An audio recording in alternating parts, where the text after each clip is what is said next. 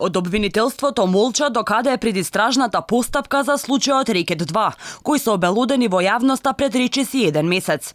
Дилемата е зошто беше потребно толку време за обвинителството да отвори предистражна постапка, иако велат дека поседуваат докази, а и искази на оштетената. Молкот министерот Филипче, против кого првично е покрената кривичната пријава за злоупотреба на службената должност.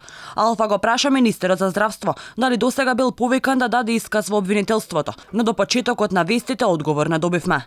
Од обвинителството под притисок на Алфа се одважија и пред 2 дена дадоа информации дека предистражна постапка е започната. Пријавата поднесена од Вера Иванова е пристигната во јавното обвинителство, но не е распределена до одреден јавен обвинител. Истата ќе биде распределена кај обвинител кој ќе постапува во насока на проверка на наводите наведени во кривичната пријава. Политичките партии пак се препокуваат околу аферата.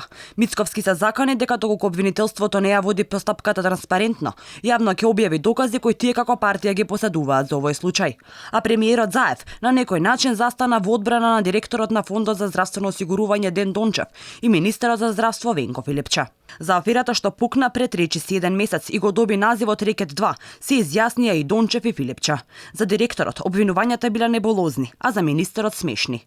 Но и двајцата признаа оти имале средби со шведскиот инвеститор и дека пракеле предупредувачки писма до фирмата, заинтересирана да инвестира во земјава, ами и до шведскиот амбасадор.